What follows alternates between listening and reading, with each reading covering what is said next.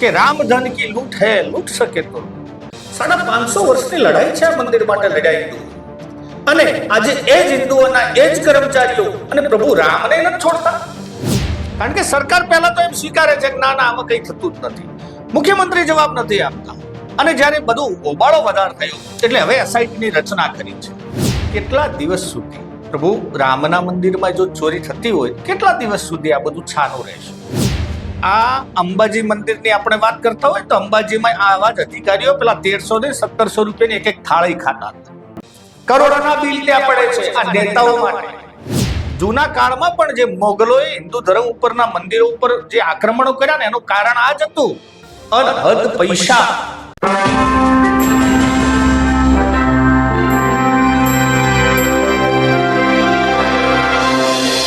કરોડો હિન્દુઓની આસ્થાનું પ્રતીક એટલે કે પ્રભુ શ્રી રામનું મંદિર અને ત્યાંથી 200 કરોડ રૂપિયાની દાનની ચોરીના સમાચાર એ છેલ્લા 4 દિવસથી આખા ભારતમાં નહીં પણ વિશ્વમાં ચમકે છે. આ નિર્લજ્જતાની હદ થઈ જાય કે જ્યારે પ્રભુ શ્રી રામના મંદિરમાં ચોરી થાય. શું છે આખી ઘટના આજે જોઈશું કે એમાં કોણ કોણ દોષી છે, કોણ કોણ નહીં. અને આવું આજ પહેલી વખત થાય છે કે પછી જે તમે શ્રદ્ધાળુઓ તમારી શ્રદ્ધાથી જે દાન આપો છો એ દાનનો આવા ગઠિયાઓ કેવી રીતે લાભ લઈ જાય છે, આજે એની ચર્ચા કરશું. નમસ્કાર, હું છું રમેશ ચૌધરીને આપ નિહાળી રહ્યા છો ષડયંત્ર. મિત્રો, 550 વર્ષની જે મંદિર માટે આપણે લડત લડી છે, જે રામના ભક્તો છે, જે કાર સેવકો છે, અને એના પછી દેશ આઝાદ થયા પછી કાનૂની લડાઈ પણ બાબરી મંદિર જે તોડવાનું થયું ને એના પછીની કાનૂની લડાઈ લડી સુપ્રીમ કોર્ટે જેને પરમિશન આપી, રજા આપી, એટલે કે કેસ જીતી ગયા અને ત્યાં એક ભવ્ય રામ મંદિરનું નિર્માણ થયું. ત્યાંના સરકારે પહેલા એવું કીધું કે મંદિરનું હવે સંચાલન કોણ કરશે, એટલે એક ટ્રસ્ટ બનાવવામાં આવ્યો અને ટ્રસ્ટના અંદર સરકારના પણ માણસો છે, ત્યાંના સ્થાનિકો પણ છે. અને એ ટ્રસ્ટના અંદર આજે એની 200 કરોડ રૂપિયાની એમના ટ્રસ્ટીઓ ના કર્મચારીઓ દ્વારા જે ચોરી થઈ છે આજે એની ચર્ચા આખા દેશમાં છે. પહેલા મિત્રો સમજી લઈએ કે ચોરી કેવી રીતે થઈ અને પછી આપણે આગળ એની ચર્ચા કરશું. પહેલી વાત કે જે શ્રદ્ધાળુ ત્યાં જાય છે એટલે સ્વાભાવિક છે કે લાખો કરોડો શ્રદ્ધાળુઓ જાય છે. 2025માં આ આંકડો 25 થી 30 કરોડ શ્રદ્ધાળુઓ ત્યાં ગયા હતા. જે જાય એની પોતાની શક્તિ મુજબ 5 રૂપિયા 10 રૂપિયાથી લઈ અને સોના ચાંદીના ઘરેણા સુધી ત્યાં ભેટ આપે છે. ઘણા ખરા પૈસા ત્યાંની સરકારની વેબસાઇટ છે, વેબસાઇટ ઉપર તમે ઓનલાઈન પણ આપી શકો છો, પણ એ સીધા બેંકના એકાઉન્ટમાં જમા થાય. જ્યારે અહીંયા સાંજે જે પૈસા દાન પેટીમાં આવેલા હોય એ પૈસાની ગણતરી થાય, તેના કર્મચારીઓ રાખેલા હોય, સીસીટીવી ત્યાં હોય અને એ પૈસાની જ્યારે ગણતરી થઈને બેંકના કર્મચારીને આપવામાં આવે, કર્મચારી બેંકમાં જમા કરાવે. તો ચોરી ક્યાં થઈ? મિત્રો, જે આખી કર્મચારીઓની ટીમ બેઠી છે એ કર્મચારીઓની ટીમ જે બંડલો ગણતરી કરે છે એ બંડલોમાં માની લો કે 10 બંડલ એમને સામે આપવાના છે, એ જગ્યાએ અહીંયા 12 મૂકી દે કે ભાઈ 12 બંડલ છે, કહેવાના 10. 100 બંડલનું જ્યારે એક થેલો આપવામાં આવે, અંદર હોય 120-30. બહાર જઈ અને જે કર્મચારી બેંકમાં જમા કરવા જતો હોય ત્યાંથી પૈસા બારોબાર કાઢી લેવામાં આવે. આખો એક ષડયંત્ર રચાણો આના પાછળ. આ શું 14-15 હજારના આવા બધા કર્મચારીઓ અને આટલું મોટું કામ કરી શકે? શક્ય નથી. એક કર્મચારીએ જ્યારે આખી વસ્તુની જાણ થઈ અને એને જ્યારે 2 વર્ષ પહેલા જ્યારે જાણ કરી હતી ત્યારે એને કર્મચારીને દૂર કરી દેવામાં આવ્યો તો નોકરી ઉપરથી. અને પછી જ્યારે આખો મામલો ચડ્યો, અત્યારની વાત છે, ત્યારે સમાજવાદી પાર્ટીના કાર્યકર્તાઓએ પહેલી ચર્ચા ચગાડી અને પછી અખિલેશ યાદવે જ્યારે ટ્વીટ કર્યું અને ટ્વીટ પાછળ વળગી રહ્યા, નહીં અહીંયા ચોરી થાય છે. શરૂઆતમાં તો ભાજપના ઘણા બધા નેતાઓએ એવા આક્ષેપ નકારી કાઢ્યા કે બધું ખોટું છે. પરંતુ કેટલા દિવસ સુધી પ્રભુ રામના મંદિરમાં જો ચોરી થતી હોય કેટલા દિવસ સુધી આ બધું છાનું રહેશે?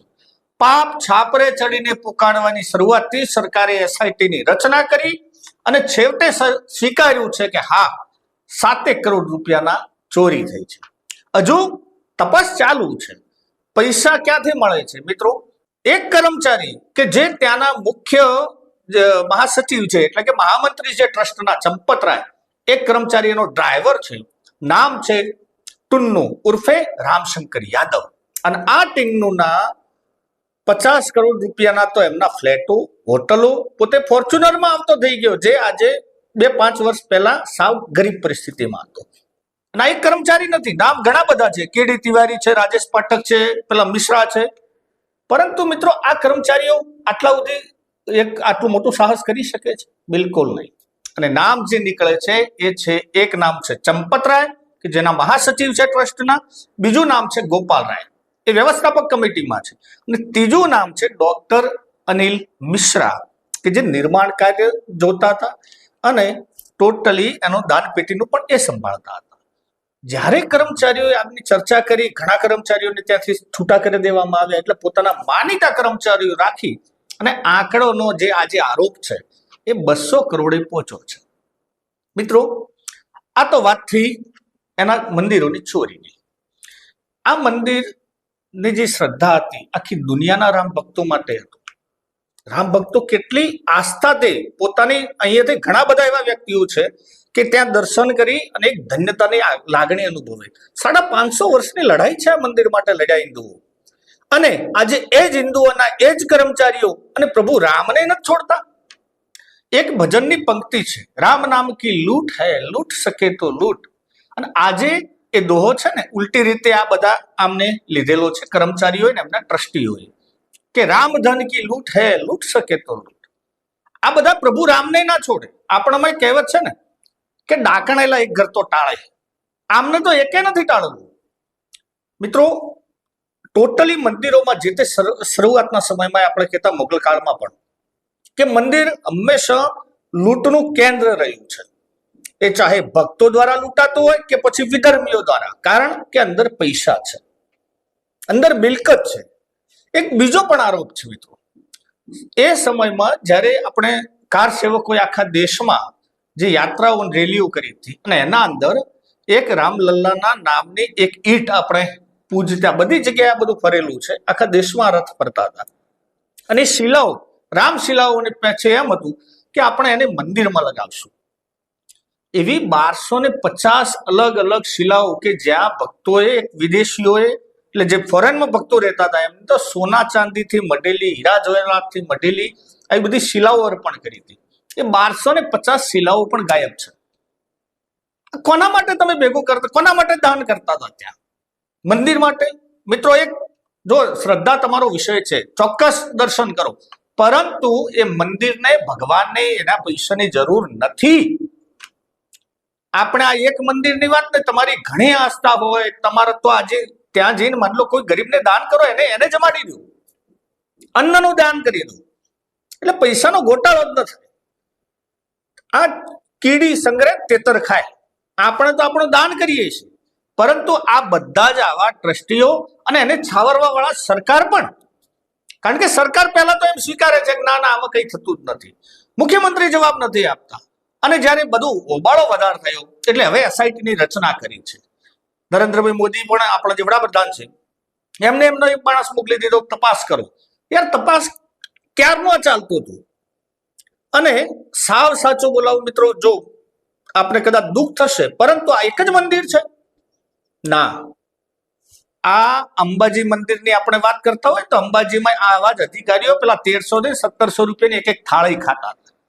કરોડોના બિલ ત્યાં પડે છે આ નેતાઓ માટે.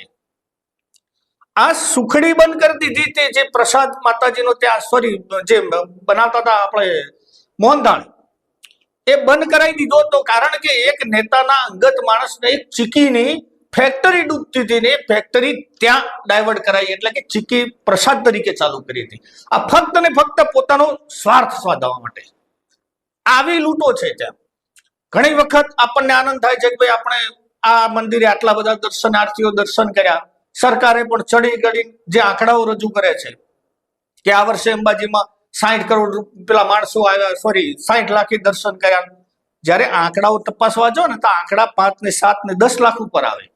અને આંકડા કેમ વધારે જાહેરમાં કરવા પડે ખબર છે? કારણ કે એના નામે વ્યવસ્થા કરવાની હોય, વ્યવસ્થા માટેનું બજેટ હોય ને, બજેટમાં આમનો ભાગ હોય.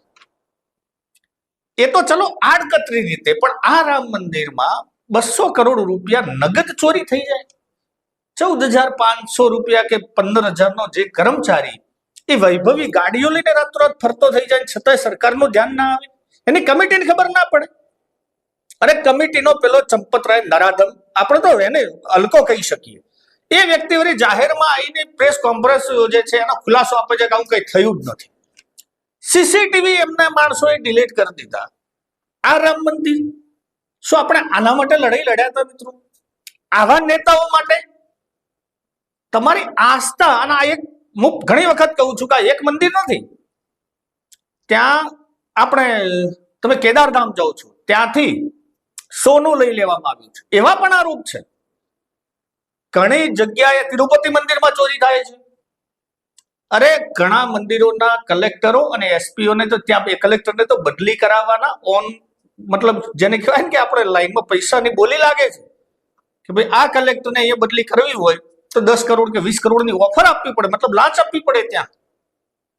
અને આપણે જે ભક્તો છે એ શ્રદ્ધા ભાવથી એટલું કઈ છૂટીએ કે આપે તો આપીને છૂટ્યા.